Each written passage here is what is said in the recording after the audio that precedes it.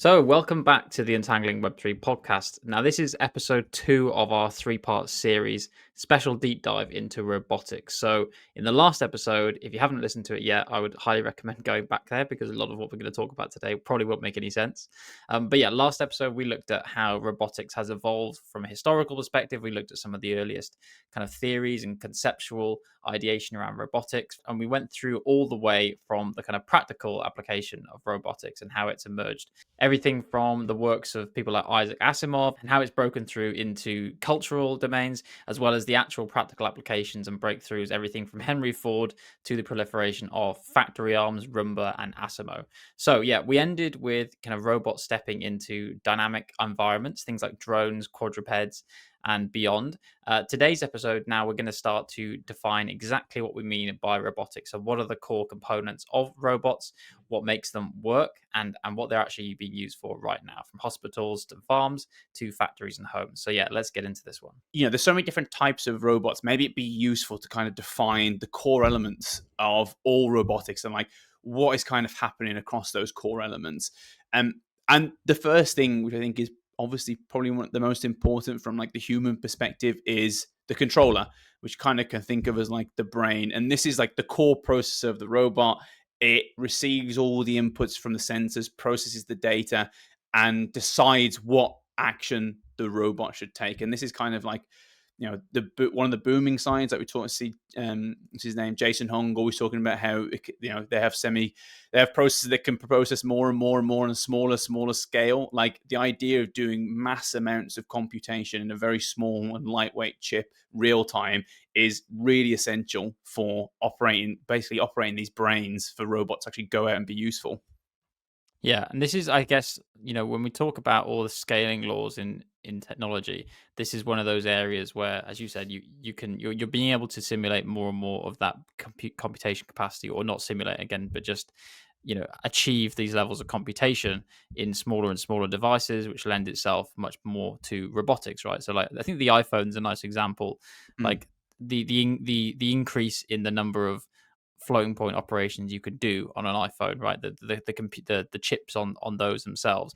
Every year, the iPhone's basically the same, but there's normally like a 5 to 10 fold increase in what you can do year on year, right? So we're at a stage now. We're talking about the early 2000s when people are starting to look at humanoid robots. Now, the capacity to do that and jam everything into a much smaller package is much more feasible, right? Yeah, exactly. And it kind of like the hardware setups, which is different to the software, defines like how much computation you can do, which is like how much sensory input you can take and still kind of handle it and do something useful with it, and how long that would take to do. So I think like one of the interesting things is these are determining how fast and intelligently a robot can kind of act and respond. And one of the insights, or one of the trends we're seeing more and more, is that a lot of these controllers kind of operate as like in a distributed manner, where some will be done locally. Like you can kind of think of that as maybe like your kind of subconscious reaction, where it happens like immediately, whereas like something's coming at me, a car, I need to jump out the way, and that would always be done locally. But some can be handled consciously and maybe offloaded to, I don't know, the cloud or something elsewhere, like a network. And that would Mm. be like, I think one of the things that we saw, the Tesla robots, the Optimus Optimus. robots, they need to be connected to Wi-Fi, and you could plug into your chat GPT and still create normal human response. But you don't necessarily want that to be done on the robot itself. And like, just to put this into comparison, I think it's always good to compare to like the human brain to make it more like kind of relative and understandable to us. So the human brain processes roughly 1 exaflop, whatever that means. Like it's a big number, right? Across Huge. 86 billion, huge, 86 billion neurons. The most advanced robot controllers right now operate in the hundreds of teraflops range, which is a million times slower than the human brain. However, like it kind of like the human brain is, there's this kind of thing where it's quite inefficient. Like we're not as task focused, where a machine can kind of excel in very specific, high speed, narrow focus tasks like object detection or motor precision, all this kind of stuff. So it's got all that compute power focused in one narrow field, but it is still like 1 million times less computationally capable than a human is right now. Yeah, and this is interesting, right? Because I guess if we're going to cover the full picture of of robotics, we're going to get onto the other two pieces, but we're effectively talking about the sensors, then the actuators on either Mm, side of this brain, right? So the whole point is the brain is or the control plane basically of these robots is how mm, fast can you go from input to output, basically, right? And I mhm, think there's probably a distinction to be made on the brain part here, because we also talk a lot about AI, right? And mm, that is about prediction, about trying to generate something new based on inputs and outputs. And if you think of a humanoid robot, I think of, my smooth brain thinks of it this way: is like, it would not be too hard to simulate me.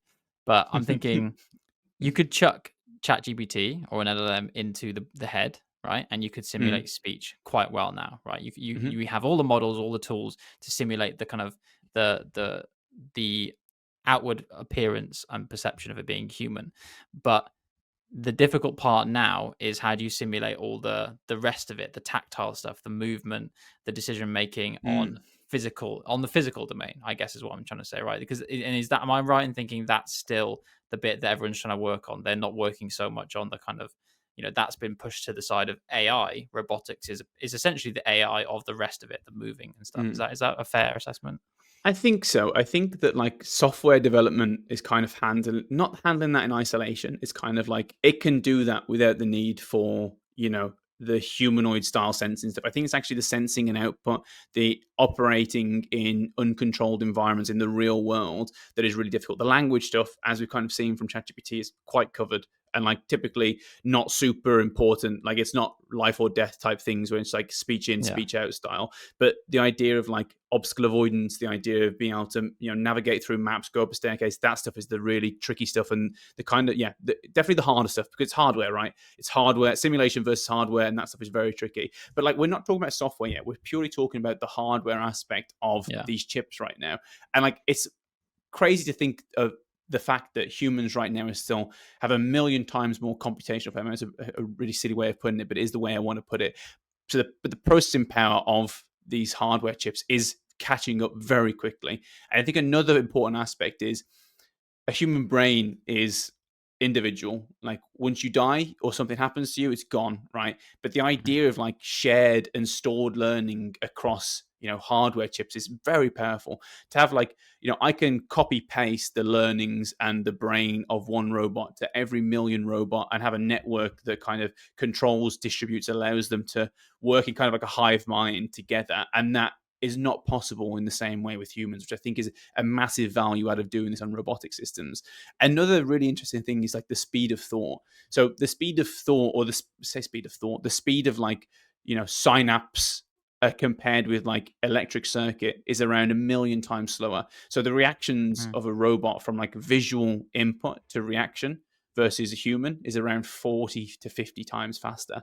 And I think Okay. the Yeah. idea Yeah. that's like the speed of possible computation, not the amount of computation, but the speed that computation can happen at is Yeah. also But the far latency. favorable towards exactly. It's far favorable towards robots. So again, another big win for robotics. Yeah, that's interesting. So it's like there's actually the in the biological terms we have certain limitations, and the computational power is, biology wins right now. But in terms of latency, that's a win for machinery over robotics, which makes sense. I think if you want a concrete example of this, you should go and watch the robot goalkeeper.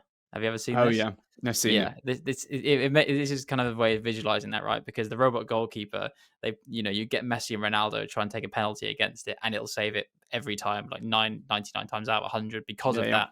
I guess that latency, right? Because it can just see the exactly. input, and it's like, well, I'm going to go right there and save it. But the human brain Yeah, doesn't yeah. quite have that. Again, like, and when you kind of want these things in life or death situations, like where, like, on a construction site, even like as a guide to make sure that someone doesn't get hurt, like that kind of Yeah, reaction speed is very valuable. or And braking in obviously, an autonomous car, right?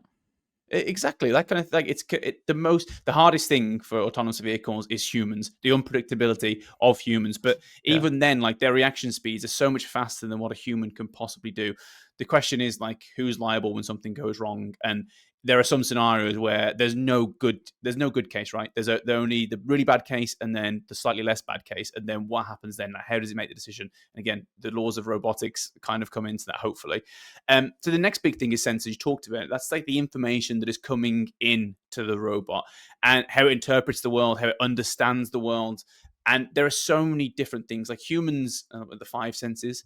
But that is actually a small part of what is really going on in the world. Like, there's so many more things that can be detected, and robots do have the capabilities to detect those. You have vision, which is obviously so important for humans, like the idea of cameras. They can use cameras at obviously a greater spec than what we can see. But you also have things like LiDAR, which is like laser sensors, which are very good for like exact estimates of distance to things, which is like what you can use in autonomous vehicles very accurately. Like lidars can work in fog or poorly lit conditions like dark nights and that kind of thing. You have 3D cameras that can do similar things as well. And then the more kind of like the things that we kind of think of as less robotic in a lot of ways are like touch and pressure sensors, which you can use for like graspers and that kind of feedback. More proximity sensors like infrared, ultrasonic, Mm. batteries, that kind of thing. And also like inertial sensors that we have in our phones, where you kind of have like the gyroscope that knows how much is being tilted. These are so important for movement and knowing like my positioning relative to what's going on the floor or something like that. Yeah, you look at something like a gimbal, right? How good they are now. Like I think again, the iPhone is a great example. If you just look at the number of sensors on an iPhone in 2025, it's like 100-fold what it was when the iPhone first came out. Like, it's insane. The granularity of inputs and the different range and type of inputs you can get now. I don't know if you class this under sensors, but I would also maybe put something like the internet here as well, right? So robots Oh. have the ability to take inputs and stimulus from external sources, right? Like, you can connect it to an API, you can connect it to the internet to get information and things like that, Mm. which again the human doesn't have. So maybe that's a loss for biology in this case, maybe. That's really interesting. I'd never really thought about that. That is quite cool. I think like when we get our Elon Musk style brain chips, we'll have that like sensory input. But like I can't Yeah, even imagine what that means right now, because obviously our input from the world goes to our brain via one of these senses. But the yeah, idea of like automatic upload is bonkers, that it can just skip these senses, and maybe that is a sense in yeah, itself that we don't have right now. I think most robots right now tend to use, or like I say most robots, most of like the high grades, like out there robots tend to use a blend of these, like in the same way that humans do, like your blend of these sensors. And then they like have a semantic perception that allows a robot not just to see an object, but understand what it is and what it should be handled for. Like, imagine like a labeling system. It's like, I see car, I know car, go fast and hit me, avoid, that kind of thing. It's that yeah, level. And someone has to go in there and label it. And obviously AI models are great for that kind of stuff, handling yeah. vast amounts of data and, creating rough labels of what should and shouldn't be done, maybe even synthesizing labels. Yeah. So that covers nicely, I guess, the input, what goes in, the sensors. Mm. We've covered the brain. How does it get processed? How fast does it get processed? Then the third part is going to be the actuators, or I know you like to call them like the muscles of the robot, right? So what it can actually do. And I'm going to predict here that that biology has another disadvantage compared to machines, because again, as we said, that's the whole point originally of lots of the primitive robots or machines, is to do things that we physically couldn't do because of other biological limitations. So yeah, I guess these are going to be pretty good, right? Well, it's actually interesting that it's maybe doesn't necessarily hold. So, like, the human arm can generate up to like 15 Newton meters of torque, and when you look at like some of the major robotics arms, they go well over that, like hundreds of newtons, kilonewtons, sometimes whatever. But they're far less compact. So, like the Mm, muscle to power ratio, power to weight ratio of like human muscles actually outpace a lot of actuators. It's just on okay. robotic scale, you can just go much bigger, right, and scale it out, which isn't possible with a human unless you're Jack Davis. But like, it's the real interesting thing is like the joint adaptability of humans, that it can do so many things in so many different ways, whereas robotics, it's a lot more defined. But then Yeah. robots can go much more precise, specific, controlled. Humans are more analog, whereas robots are more digital. So there's kind of like I wouldn't say one or the other is necessarily good or bad. And again, we're taking Okay. so much inspiration from biology now inspiring robotics and actuators to work in a biological manner, and that is definitely helping.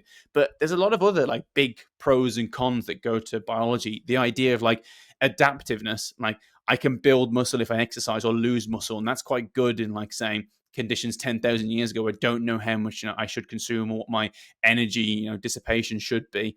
I can self-heal, I can self-improve, my mobility's better, I can bend in many more ways than a robot really can right now, far more ways than a robot really can.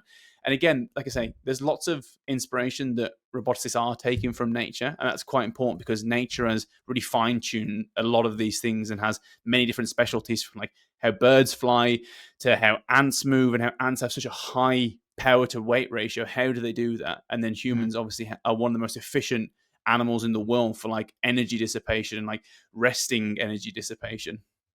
Yeah, that's really interesting. Actually, I hadn't thought about it in terms of some of the pros we have. I was assuming that this is going to be a hands down loss for us humans, but yeah, I guess the self healing thing makes sense. And maybe what I'm gathering from you is that it's almost like the general purposeness of a human body, or a biological body that we have in nature.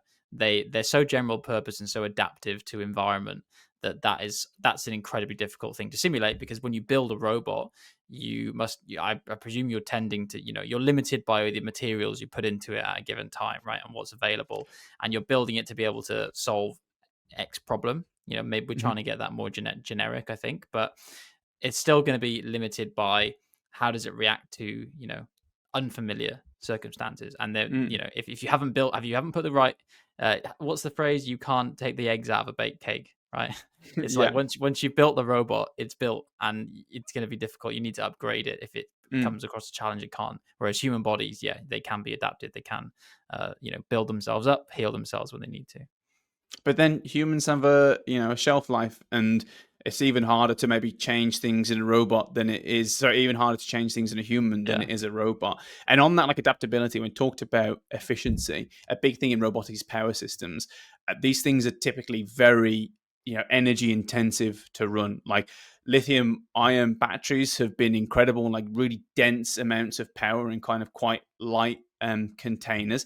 And obviously these store fuel in the entire system, and that fuel is delivered to motors, sensors, process, absolutely everything to run it. But again, like when we look at comparing humans to robots right now, a human at rest uses 100 watts of energy, and that's less than a light bulb, which is incredible to think of that. Whereas robots are typically like 5 to 10 times more intensive than that and last 1 to 2 hours, 3 hours tops per charge. And if you thought like they had their entire battery pack on their back so they could last 24/7 or whatever, then they would be far less effective. So again, humans are very good at very good at energy conservation and very efficient at how they use energy. We recharge with food and sleep, can be done on the fly, whereas a robot needs to be plugged into something and kind of has downtime in between. Yeah, and that's always been one of the things I've kind of thought would be the longest lasting limitations of robots is, how do you keep them up? How do you keep them working? Battery technology seems to have been, again, from a layman looking, I'm not an expert, but it seems like that's one of the absolutely the hardest things to improve. Again, using my iPhone analogy, the battery doesn't improve that much, as much as the rest of it does over time, right? And it's still one of the big limitations. It's one of the issues people still have with electric cars, for example, I think. Today's episode is sponsored by the VChain Foundation. Now, we often talk about how emerging technologies like blockchain have the potential to revolutionize sustainability, and VChain is at the forefront of this green movement with initiatives like VBetterDAO. Let's take a closer look. Imagine tracking small actions, like recycling, at low cost, making them valuable assets. These verified records build a massive collective impact, benefiting people through their own actions. Sound a bit complex, but VChain made it fun. Explore our apps at vbetter.com. VChain's goal is to power a new era of sustainable solutions. So if you've got an app idea or just want to earn rewards for small, sustainable actions every day, go check out vbetterdao.com to find out more. And now, back to the show. Okay, so the fifth core component of robotic systems is the software, the mind. Everything we've spoken about so far, the first four components have been quite physical, quite easy to understand, quite easy to relate to. But this is where it kind of gets a bit abstract. And it's probably why I left it last. So I wanted to kind of spend a bit more time in it because it's also one of the most interesting, probably fast developing areas right now, especially with the boom of all we're seeing in terms of, Gen AI and LLMs and all this kind of stuff.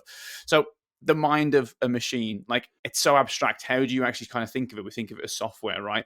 And this software is what really breathes intelligence into a robot. It turns all the the hardware that we've spoken about in the previous four components into behavior, connecting the sensors to the controllers and the actuator. It helps the robot effectively make sense of the world and then do something, like act accordingly.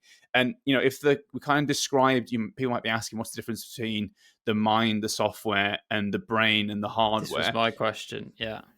Well, it's like the controller is the physical processor. It's kind of like a CPU or an AI chip. It's like, what's the potential? It's like the brain itself is probably like the equivalent of the hardware, but the Mm, software is like the logic that runs on top of it, right? It's like everything from the okay. low level control loops to the high level AI plan. It's kind of like the neurons and how they connect in a human brain. I kind of get this a bit vague between those two things, but you can update software very easily, but you can't update hardware as easily. Okay, yeah, that makes sense because I had this same issue when I was looking at. I was like, how am I going to describe the difference between the software, the mind, and then the brain we described as the controller? I guess maybe I was thinking of it more as like the brain part is almost like the nervous system. It's the bit that's organizing information, sending out signals, kind of causing stuff to happen, and then the mind is that gray matter, that stuff that is harder to understand what is actually going on like a mechanical level, but we understand it's like where all the organization is happening, right? And it's the bit this process it's processing things and learning how to do different tasks, right? But again, the Yeah. mind and the brain, they're a difficult distinction to make it humans, right? That's Exactly. a big That's the old thing. I dilemma. think it's because we're trying to humanize these things that it gets especially Yeah. complicated. And it kind of makes us self-reflect a little bit. Whereas, like, if you were to say, the chip, my laptop in itself, if it had no software running, I could quite easily distinguish, what is a chip in that, what is the hardware component, and then I upload the software, the operating system, and again, I can quite easily distinguish between different types of software. So I know there's a distinction there. It's because we're trying to humanize these properties, which makes Mm. sense as well, that we can't really apply it to our own mind. Like, we tend to think of the brain and the mind or the way we think as the same thing. But I think more and more we are starting to see disciplines like kind of separate those two concepts. And the way you think obviously is affected by the structure of your brain, but actually the things that are flowing through your brain are kind of independent of that, and the way in which your brain works is independent of that. Yeah, it's kind of like the nature versus nurture. It's a similar type of paradox, right? It's quite tricky to get your head around, but I think in terms of Yeah. robotic, we do tend to separate those ideas. Yeah, and also I guess you could say the brain is something that we only use a certain percentage of the potential of, right? Like the physical hardware in our brain, the wetware, has a certain capacity for computation, but we don't necessarily take advantage of it all. And maybe that's part of the software. It's part of what our learning, like it's how the neurons fit together, I guess, right? So, Are you one of what those is people this? that's like, we only ever use 10% of our brain, and if you use Yeah, 100%, you're exactly. like levitating objects and all this kind of Yeah. stuff? I feel like sometimes we're using significantly less than 10% on this podcast, Alec. But yeah, so tell me, what does it look like then? So when we're talking about the software, the kind of the logic that's going on inside these anthropomorphized robots, what kind of software are we talking? Is this going to be like just static pre-programmed logic that some human beings in a lab have decided this is how this robot should operate, or is there something Mm. more kind of technical going on there? Well, that it's like, again, like, I'm comparing it. Unlike like the physical components, like the motors and the sensors that we've talked about, like, software is the most flexible and kind of fast evolving layer. It's the thing that in the in recent times has advanced probably the fastest, especially with, like, say, the LLMs and foundational models that we've kind of seen coming out. But like, there are some quite defined aspects of software, and I guess this kind of works in humans as well. Like, we're seeing more and more parallels with how a human brain or a mammalian brain or any organic brain works. Is you have certain aspects of the software, like the low level control stuff, and that is like say, so you might describe that as like the subconscious, the things in the human brain that I don't know I'm controlling, but they just happen and they have to happen. Otherwise I die, for example, like my heartbeat, all this kind of stuff, things you don't have to think about. So the low level control stuff, that probably won't change too much in these systems because it's dependent on the hardware. Unless the hardware changes, there's no need for that. So that's like coordinate joint position, for example, when I know my arm is at 90 degrees versus 85 degrees, those kind of low level control systems, the feedback involved in that for balance and actuator signals, that's the one aspect that isn't going to change, which is quite simplistic and is related very strongly to the hardware itself. Interesting. So would you say for this this kind of software component, there's a combination of, I'm just trying to kind of synthesize what you're saying, but is there a combination of almost like static, deterministic, simplistic things that can happen, like you said there, and then on top of that you have the more kind of probabilistic AI type things here, right? Because that's all based on probabilities. And when we're talking about AI in the context of robots, are we also talking about kind of more classical? I don't want to say classical AI because it's still pretty new, but like neural networks is what AI used to be, right? Before Gen AI, and to a degree it still is, but it's kind of wrapped up in other stuff. But neural networks have obviously been based on the human brain, right? So it's part of this evolution of anthropomorphizing things, which is very much linked to robotics. So yeah, how much of the AI stuff is going into this software and like the classical AI stuff? Oh yeah, that's the thing is like, so you describe, and we can kind of get into the realm of like nothing is really deterministic, right? There's a probability of everything. It's not practical to go down that route. But like there's the low level stuff, which is, quite easy to understand. And then as you kind of go up the technology stack and you're going into, okay, the sensors, how am I processing, say, images? How am I labeling images? How am I clustering images? That kind of stuff is, like you say, quite traditional AI. The idea of like determining patterns and creating, a probabilistic, I guess, label for that based on, say, pre-trained data and whatnot. The other thing is like, we could think of all the sensors. I'm getting all this object information, like a 3D scan of the room. How do I relate that to useful things? It's not very useful to just say there's lines everywhere, but to say, oh, those lines look like a door based on my previous knowledge. Again, that's a degree of there's AI doing that. But like one of the most interesting things is probably the classical things is taking that a step further. It's the idea of planning. Like it's one thing to get the sensors, get the information, turn that into a basic understanding of the room. And again, there's traditional AI involved in all of that. The next step is, okay, what do I actually want to do in that room? Based on like my objective programming, it could be like, you are a fire finding robot and you've got to go search a map and find the fire. So like, I know where I am. I know what's around me. The next step is, okay, what do I do in that room? And there's things like SLAM that we could go down, like self-localizing systems for like what I want to do next, and mapping systems for what I want to do next. But that is like a very traditional and very well understood, like 20, 30, 40-year-old AI problems. How do I actually achieve my objective based on where I am and what I know of my environment? Like I should go in the door, for example, or I should follow the heat map. And they're like, as these systems get more and more complicated, like they have so many different, say, sensors feeding into them, the maps are becoming more and more dynamic. There might be multi-agent systems. More and more you need, say, very heavy computation to actually solve these problems properly and in the most effective manner.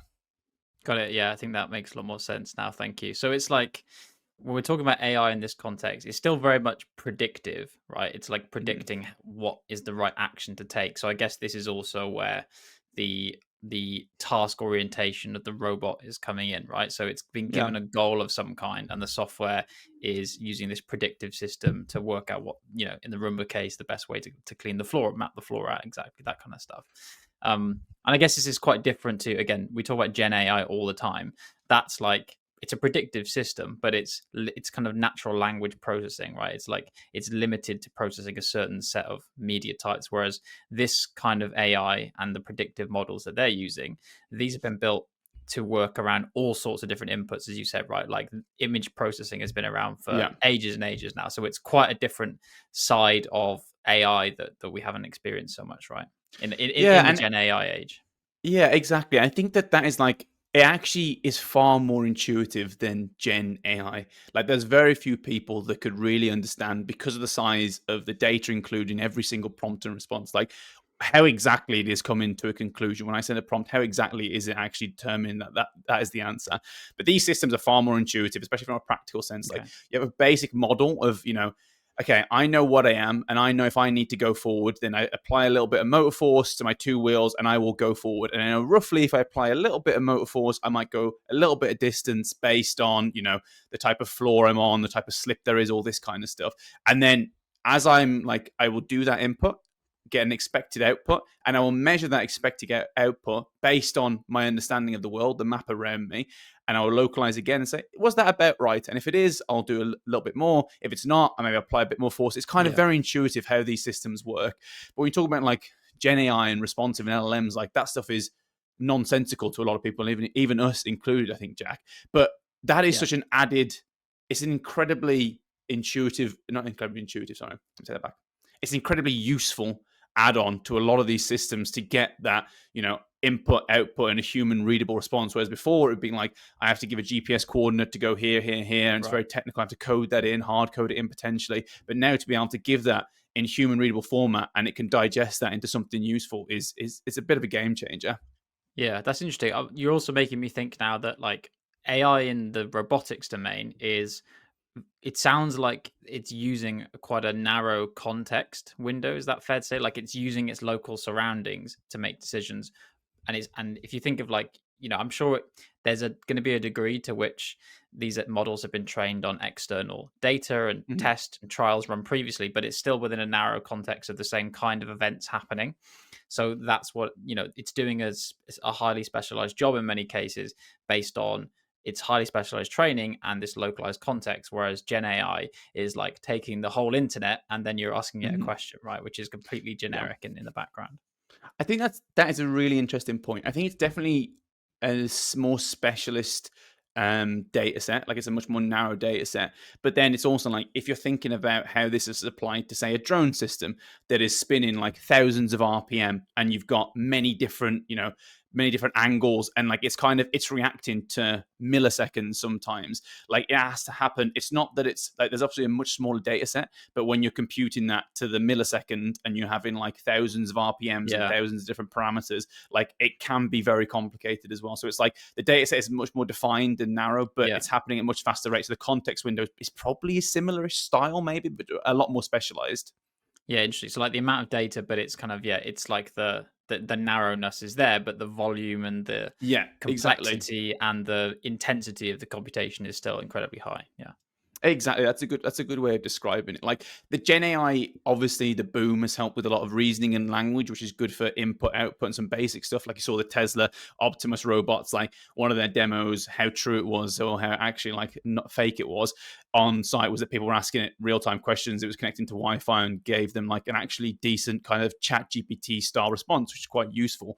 But in terms of like the motor systems, the control systems, the real world planning stuff, that's still really hard. Like Gen AI isn't at the stage where it's solving these problems. Like it will never be like those classic Gen AI models that just understand language that can solve these. Sure, they can help with the coding, but you still need like copious amounts of training. Like they can set up the model saying, this is how you train this system like this, but then usually testing.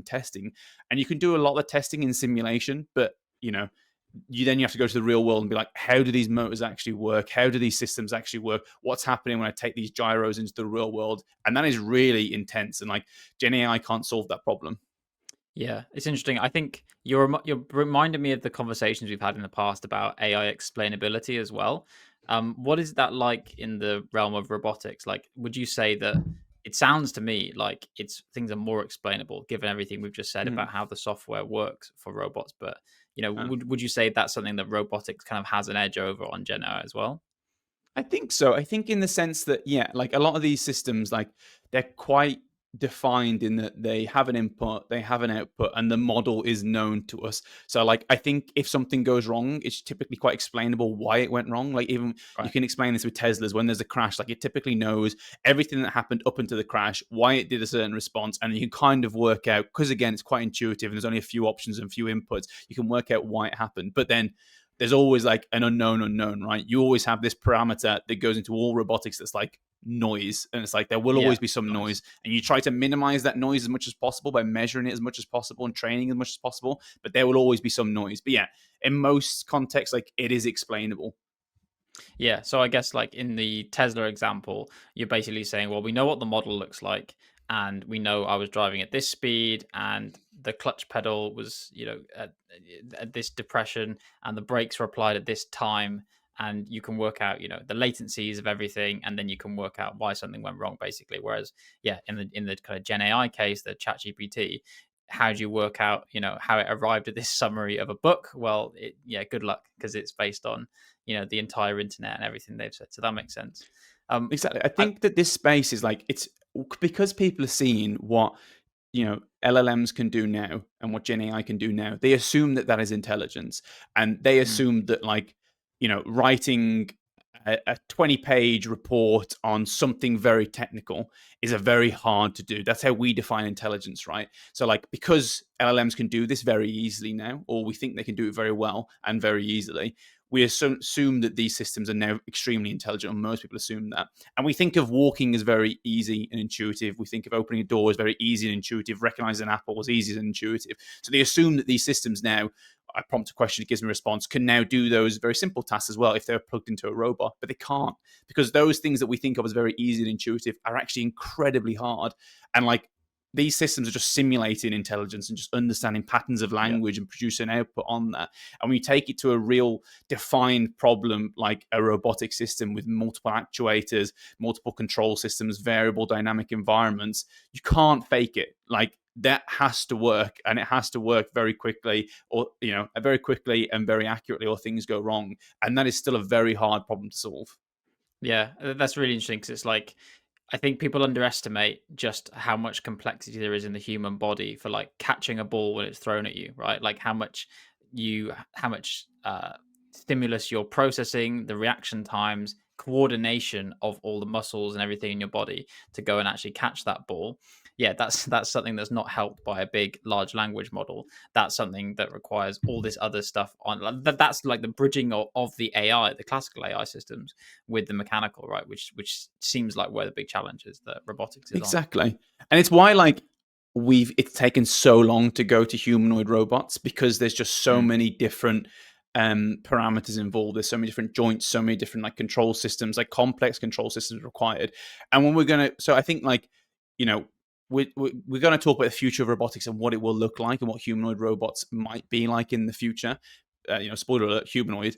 But the reality is they're already here. And, like, when you look at a lot of the deployments in sectors today, and it is widespread, they are far more simplistic than most people think, because the intelligence is, like, it's actually really hard to map that intelligence to actuation and controls in Mhm. dynamic environments. So you always want to start simple. All right. Well, I've really enjoyed the little schooling lesson I've had here, Alex, from you, because it's been really interesting to learn from someone, with a PhD in this stuff that is that is on the ground. My last kind of question on this, I think, before we wrap things up, right now we've covered the five big components, is, at what point would Asimov's rules come in here? So where is this going to be in the software part? So just as a reminder from the last episode, those are the kind of three rules from Asimov. So a robot must not harm a human, a robot must obey commands unless it conflicts with harming a human, and a robot must not harm itself unless it conflicts with the former two rules. So at what point do these just get programmed in, or is there something more complex again? Well, like, it's a tricky one as well. So, again, Isaac Asimov wrote that 100 years ago, basically, and it was so ridiculous at the time, and now it's becoming more of a reality. And in that sci-fi novel, I think it's quite interesting to talk about it. The hardware and the software is intrinsically linked. Like, they created these systems so that these positronic brains, these, like, the hardware, there was also the software as well for these humanoid robots. You couldn't build one of these things without the software deeply linked into it. So it was kind of like hardware and software at the same time. But this is, like, Mhm. a really interesting question in robotics, where it's like, that doesn't have to happen, right? Like, a lot of these systems will be implemented in the software for simplicity. But the question is, like, okay, as these kind of move into the world and, like, become, right now they're still operating in very controlled environments with specialists around them, but as they kind of hit that retail adoption where they are operating in the world, there's kind of, like, I guess one option you could do is to make them so weak that they couldn't possibly hurt someone, right? That's, like, what they've done with a lot of these Mhm. Tesla robots and whatnot. But when you have something like a car, like, Yeah. a great example is all the Teslas, when they're forced to crash into two two people, like either crashing into the person in front of them or the person behind them? Do they go for like an iRobot style? Okay, who's the person who's got the higher likelihood of surviving? Do I hit the old person over here or the Yeah. two children over here? They're not at that stage, right? They're just at the moment, they're just at the stage where I need to minimize impact to myself and the people in my car, for example. But it is becoming a real question of how are those assessments made? Because as they become more advanced and as they're taking in more sensory data, can handle more compute at the time, they could start to take those factors into account and be like, okay, there's a family behind me, there's an individual in front of me. I'd rather plow into the person in front of me than damage all four people behind me.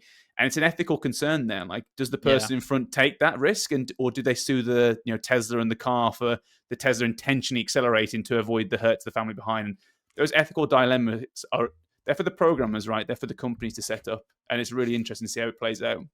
Yeah, that's really interesting, right? It's like you're totally right. It's down to the trolley problems, right? You're going to have all these ethical trolley problems where your computer is deciding how to minimize suffering, essentially human suffering in these cases, in accordance with the first law.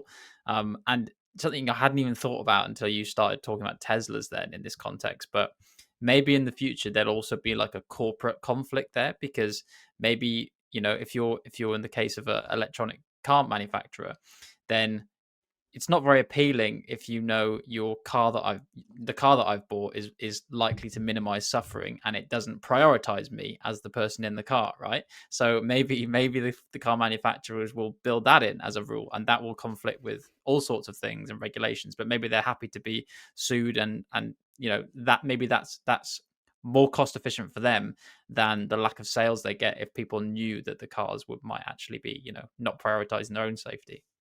And this is like the beautiful part about all this stuff related to AI and robotics and humanoid robotics is it really brings in it, as me and Jack love, philosophy into this. It's like, how do you make these decisions?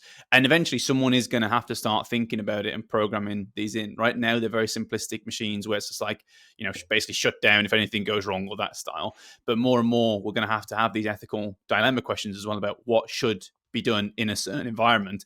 And you can apply this to military grade robotics as well. Like, how are they making the decision to kill people, for example? And for those that have read Isaac Asimov, if you haven't, you definitely should. They go into this into a huge amount of detail. It's really interesting and insightful to be like, what is pain for a human? Like, you have emotional pain. Like, how do you measure pain? There's no real Mhm. objective way to measure it. So it's like really difficult to say, pain versus this person versus that person. If I have two options, which one do I go for?